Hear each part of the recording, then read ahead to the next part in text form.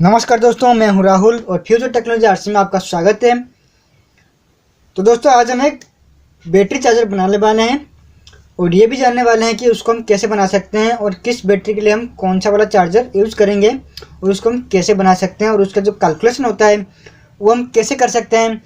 ठीक है, तो वो सब आज हम इस वीडियो में पूरे डिटेल्स में जानेंगे।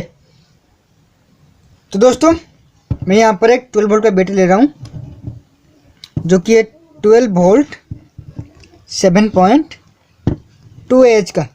ठीक है, ये 12 वोल्ट और जिसका करंट कैपेसिटी है 7.2 एम्पियर का। ठीक है दोस्तों, तो इस 12 वोल्ट 7.2 एच बैटरी को हम कैसे चार्ज कर सकते हैं और इसको चार्जिंग होने के लिए हमें कितने एम्पियर का करंट चाहिए, मतलब कि कितना एम्पियर हम ट्रांसफार्मर यहाँ पर यूज़ करेंगे और इसके लिए हम कौन सा डायोड कौन सा कैपेसिटर यूज़ करेंगे, वो सब आज हम इस वीडियो में पूरी डिटेल्स में जानेंगे। तो आप इस वीडियो को शुरू से लेकर आखिर तक जरूर देखिए। अगर आपने स्किप किया तो आप बहुत सारे पॉइंट जो है वो मिस कर सकते हो। ठीक है दोस्तों, तो चलिए पहले हम इसका कैलकुलेशन कर लेते हैं कि इसके लिए हमें कितने एम्पियर का ट्रांसफार्मर चाहिए और उसको हम कैसे बना सकते हैं। ठीक है, हाँ तो दोस्तों, हमारा जो बैटरी था उसका वोल्टेज कितना था।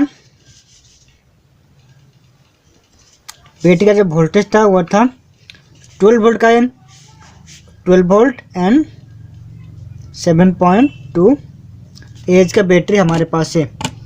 ठीक है, तो इस बैटरी का जो कैपेसिटी है वो है 7.2 एच का। तो इस 7.2 एच को चार्ज करने के लिए हमें कितने एम्पियर का करंट चाहिए और उससे पहले हमें देखना पड़ेगा हमारा जो बैटरी है वो कितने वोल्ट का है। ठीक है दोस्तों, तो ये हमारा जो बैटरी है वो है 12 वोल्ट का और हमारा जो बैटरी होता है उसमें से हमें डीसी आउटपुट मिलता है, मतलब कि डायरेक्ट करंट। और हमारे जो घर पे जो होता है वो होता है 230 वोल्ट या फिर 220 वोल्ट अल्टरनेटिंग करंट। तो हमारे बैटरी को चार्ज होने के लिए हमें चाहिए कौन सा, डीसी, क्योंकि बैटरी जो है वो एसी से चार्ज नहीं होता है। ठीक है, क्योंकि हमारा जो बैटरी होता है उसमें दो टर्मिनल होता है।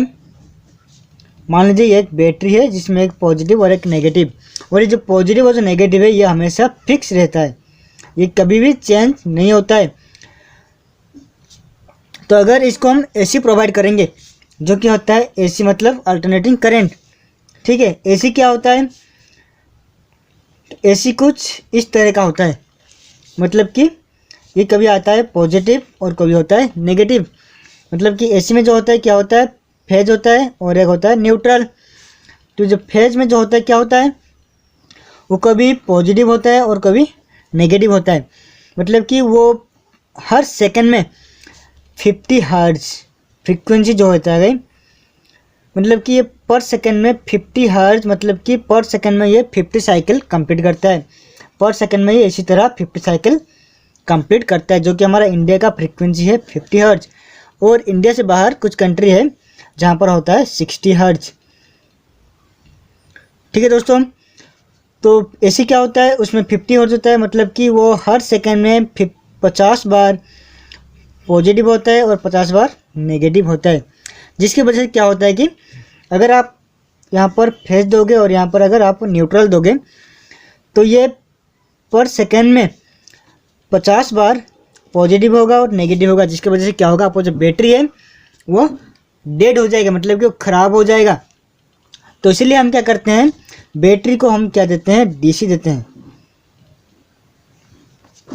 ठीक है, और डीसी क्या होता है, वो डायरेक्ट करंट होता है, जो कि या तो वो पॉजिटिव हो या तो फिर वो नेगेटिव हो, और उसका जो पोलरिटी होता है वो कभी चेंज नहीं होता है। और डीसी का जो फ्रीक्वेंसी होता है वो होता है 0। ठीक है, 0 हर्ट्ज होता है डीसी का फ्रीक्वेंसी। तो इसीलिए हम डीसी यूज करते हैं एक बैटरी को चार्ज करने के लिए। तो ये तो हो गया हम डीसी क्यों यूज करते हैं। अब देखते हैं हमें एक 12 वोल्ट की बैटरी को चार्ज करने के लिए हमें कितने वोल्ट चाहिए। ठीक है दोस्तों, तो हमारा बैटरी है वो होता है 12 वोल्ट और इसे चार्ज करने के लिए हम 12 वोल्ट का ट्रांसफार्मर यूज नहीं कर सकते हैं, क्योंकि तो चलिए एक एग्जांपल मैं आपको देता हूँ। मान लीजिए यहाँ पर 2 वाटर टैंक है। ठीक है, और दोनों के मैंने सेम हाइट पर रखा हुआ है, इसमें कुछ वाटर है, इसमें भी कुछ वाटर है। अगर मैं इस टैंक से इस टैंक में एक पाइप को कनेक्ट करता हूँ तो क्या इस टैंक से वाटर इस टैंक को आ पाएगा? नहीं आएगा, क्योंकि दोनों का जो पोटेंशियल है वो सेम है, मतलब कि दोनों का जो हाइट है और दोनों का जो प्रेशर है वो सेम है, जिसकी वजह से वाटर ना तो इधर से इधर आ रहा है और ना तो इधर से इधर को आ रहा है। अगर मैं वही दोनों टैंक को, एक टैंक को कुछ हाइट पर रखूं और दूसरा टैंक को नीचे रखूं और इसमें से एक पाइप इसमें कनेक्ट कर दूं, तो क्या होगा, पानी जो है वो आसानी से ऊपर वाले टैंक से नीचे वाले टैंक को आ जाएगा। ठीक है दोस्तों, मतलब कि ये सब कहने का मतलब क्या है, अगर दोनों का प्रेशर सेम हो या फिर दोनों का हाइट सेम होता है तो क्या होता है, पानी जो है एक टैंक से दूसरे टैंक में नहीं आता है। तो इसीलिए हमारा जो बैटरी है वो है 12 वोल्ट का। अगर हम इसको जो इनपुट देंगे वो अगर 12 वोल्ट ही होगा तो जो बैटरी है ये चार्ज नहीं होगा, क्योंकि दोनों का जो फोर्स होता है वो सेम हो जाएगा, जिसकी वजह से क्या होगा, बैटरी चार्ज नहीं होगा। ठीक है, तो इसके लिए हम क्या यूज करेंगे, 12 से ज़्यादा वो हो सकता है 13, 14 या फिर 15 वोल्ट हम यूज कर सकते हैं। आपको मार्केट में जो भी 12 वोल्ट का ट्रांसफार्मर मिलता है उसमें आपको 12 वोल्ट आउटपुट नहीं मिलता है, उसमें से आपको 13 से लेकर 14 तक वोल्ट आपको मिलता है, जिसकी वजह से आप बैटरी को चार्ज कर सकते हो। अगर आप 12 वोल्ट बैटरी को चार्ज करने के लिए 12 वोल्ट का ट्रांसफार्मर यूज करोगे तो वो बैटरी चार्ज नहीं होगा। ठीक है दोस्तों, तो अब तक हमने क्या जाना, एक बैटरी को चार्ज होने के लिए क्या चाहिए, एसी और डीसी, और एक बैटरी को चार्ज होने के लिए हमें कितने वोल्ट की ज़रूरत होता है। अब जानते हैं उसकी करंट कैपेसिटी, मतलब कि कितने करंट होने पर एक बैटरी ठीक से चार्ज हो सकता है। ठीक है, तो दोस्तों हमारा जो बैटरी था वो था कितने का, 12 वोल्ट और 7.2 एच का, मतलब कि इसका जो करंट है वो 7.2 एम्पेयर है। ठीक है, तो अगर हम इसका चार्जिंग करंट निकालेंगे, ठीक है, आईसी मतलब कि चार्जिंग करंट, तो क्या करना होगा, 7.2 जो कि इसका एम्पेयर आवर है डिवाइडेड बाय आपको 10 करना होगा, तो यहाँ पर कितना आएगा, 0.72 एम्पियर। मतलब कि इस 12 वोल्ट 7.2 एच बैटरी को चार्ज होने के लिए आपको चाहिए कितना, 0.7 एम्पियर करंट चाहिए। ठीक है, अगर आप यहाँ पर एक 1 एम्पियर का ट्रांसफार्मर आप यूज करते हो तो आपका जो बैटरी है वो आसानी से चार्ज हो सकता है। अगर मान लीजिए आपके पास एक 100 एच का बैटरी है तो वो भी आपको डिवाइड करना होगा 10 में, कितना आएगा, 10। ठीक है, मतलब कि 100 एच बैटरी को आपको चार्ज करने के लिए आपको चाहिए 10 एम्पियर करंट। अगर आप 10 से ज़्यादा लोगे तो आपका जो बैटरी है वो जल्दी चार्ज होगा, अगर आप 10 से कम लोगे तो आपका जो बैटरी है वो बहुत ही धीरे चार्ज होगा या फिर चार्ज ही नहीं होगा। ठीक है दोस्तों, तो हमारे पास बैटरी था 12 वोल्ट 7.2 एच, जिसको चार्ज होने के लिए हमें चाहिए 0.7 एम्पियर का। अगर हम 1 एम्पियर का ट्रांसफार्मर यूज करते हैं तो वो बढ़िया से चार्ज हो सकता है। तो चलिए हम ट्रांसफार्मर यहाँ पर यूज करेंगे 1 एम्पियर का। ठीक है, हमें ट्रांसफार्मर मिल गया कितने का, 1 एम्पियर का। अब देखते हैं इसमें हम कौन सा डायोड यूज करेंगे। देखिए हमारा जो ट्रांसफार्मर का जो आउटपुट है वो है 1 एम्पियर का, तो हमें 1 एम्पियर के हिसाब से डायोड यूज करना होगा। तो उसके लिए हम यूज करेंगे IN4007 का जो डायोड होता है वो आप यहाँ पर यूज करोगे, क्योंकि हमारे बैटरी को चार्ज होने के लिए चाहिए डीसी और ट्रांसफार्मर का आउटपुट आता है एसी। अगर हम डायोड यूज करेंगे तो डायोड क्या करेगा, एसी को डीसी में कन्वर्ट कर देगा। ठीक है दोस्तों, चलिए सर्किट बनाते हैं और चेक करते हैं बैटरी चार्ज होता है नहीं होता है। मेरे पास एक 12 वोल्ट का एक ट्रांसफार्मर है, 12 वोल्ट 0 से 12 लिखा हुआ है, एक 12 वोल्ट और 1 एम्पियर का एक ट्रांसफार्मर है। तो आप देख सकते हो ट्रांसफार्मर में दोनों साइड से वायर निकला हुआ है, और ट्रांसफार्मर में एक होता है प्राइमरी वाइंडिंग और एक होता है सेकेंडरी वाइंडिंग। प्राइमरी वाइंडिंग में हम सप्लाई देते हैं, इनपुट देते हैं, और सेकेंडरी वाइंडिंग में हम आउटपुट लेते हैं। तो अगर आपको पता नहीं चलता है कौन सा प्राइमरी और कौन सा सेकेंडरी है तो उसको कैसे पता करें, उसके लिए भी मैंने एक सेपरेट वीडियो बनाए हैं जो कि मेरे चैनल पर है। आप मेरे चैनल पर जाओ और देख सकते हो, नहीं तो उसका लिंक डिस्क्रिप्शन पर आपको मिल जाएगा या फिर एंड स्क्रीन पर आपको मिल जाएगा। वहाँ पर जाइए, आप उस वीडियो को ज़रूर देखिए, ठीक है। तो इस ट्रांसफार्मर का भी यह है प्राइमरी और यह है सेकेंडरी।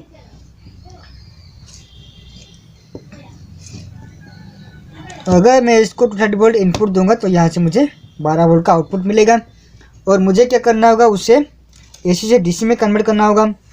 तो डीसी में कन्वर्ट करने के लिए मैं यहाँ पर 4 डायोड का यूज करने वाला हूँ।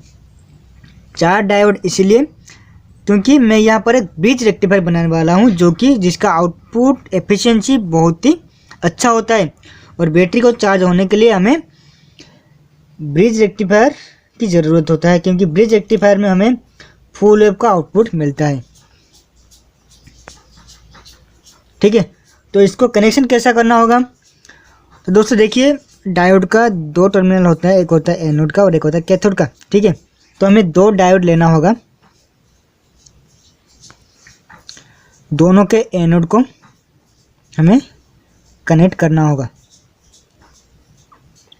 ठीक है। अब इसको रख देते हैं। अब और 2 डायोड लेते हैं, इसका जो कैथोड वाला टर्मिनल है उन दोनों को आपस में कनेक्ट कर देंगे, हो गया। अब इन कनेक्ट करने के बाद अब दोनों को लेते हैं और कुछ इस तरह रख देते हैं।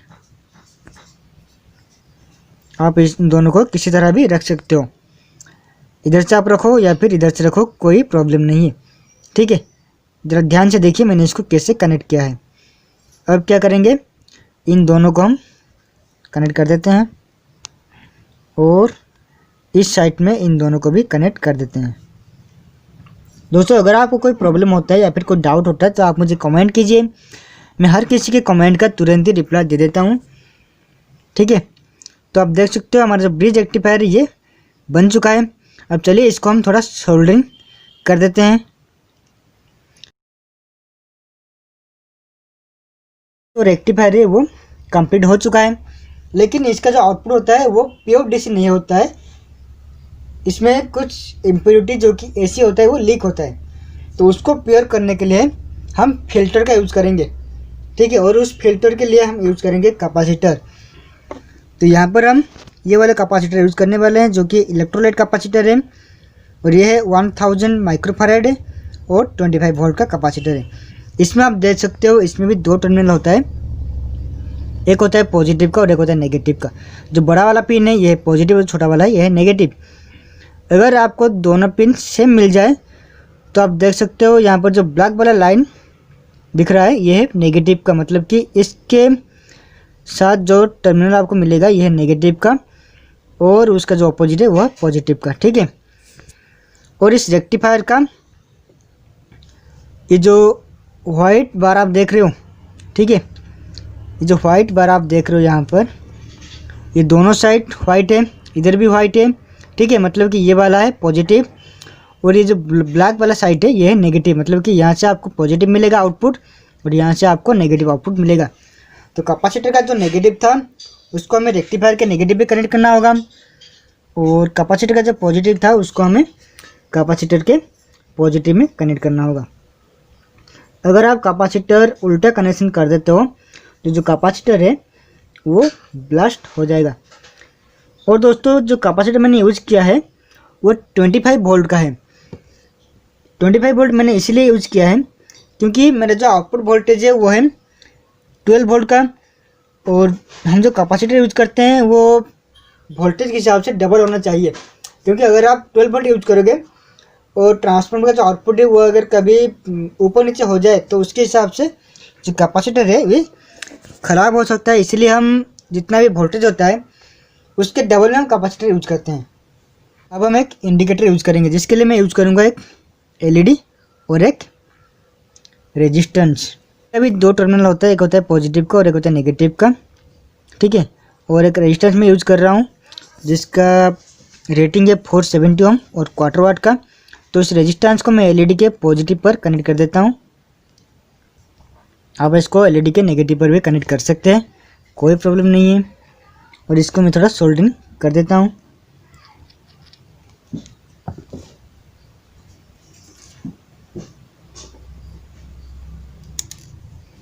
तो हमारा इंडिकेटर जो है वो रेडी हो चुका है।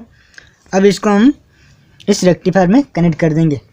ठीक है, इसका जो पॉजिटिव है यानी कि जो रेजिस्टेंस है इसको हमें कनेक्ट करना होगा इस रेक्टिफायर के जो पॉजिटिव वाला आउटपुट है। तो एक को मैंने यहाँ पर कनेक्ट कर दिया है और जो नेगेटिव है इसका उसको मैं इस नेगेटिव पर कनेक्ट कर देता हूँ।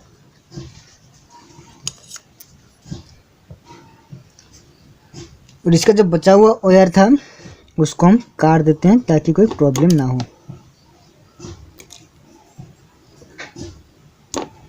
अभी जो 2 टर्मिनल बचा हुआ है इधर का और एक इधर का, तो ट्रांसफार्मर को आप वहीं पर कनेक्ट कर सकते हो। और ट्रांसफार्मर में कोई भी पॉजिटिव या फिर नेगेटिव वायर नहीं होता है, आप कोई भी वायर कहीं पर भी कनेक्ट कर सकते हो। एक वायर को मैं इस साइड में कनेक्ट कर देता हूँ और दूसरा जो वायर है उसको मैं इस साइड में भी कनेक्ट कर देता हूँ।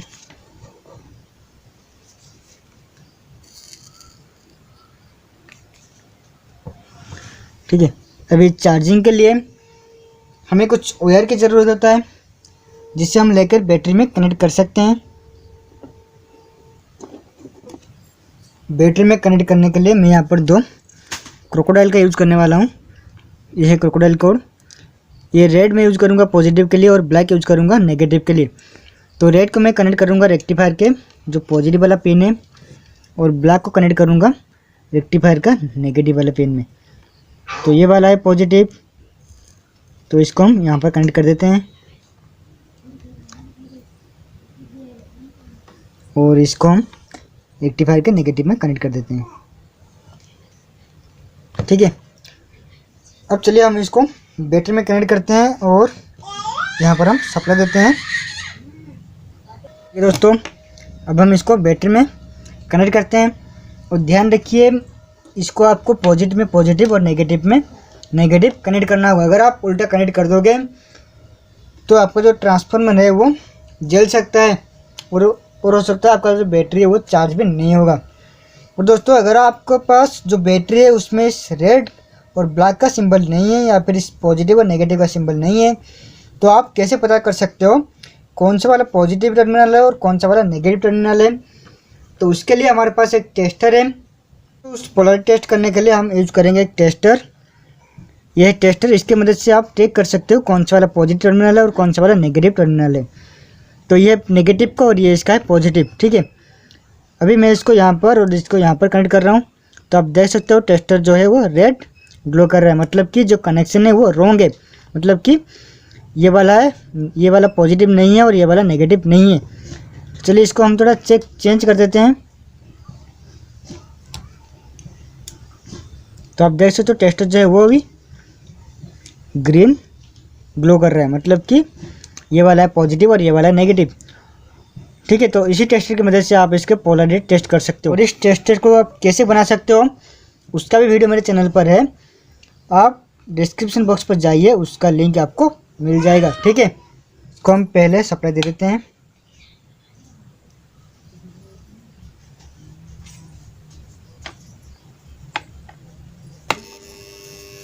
तो आप देख सकते हो यहाँ पर इंडिकेटर ग्लो कर रहा है, मतलब कि यहाँ पर पावर सप्लाई आ चुका है।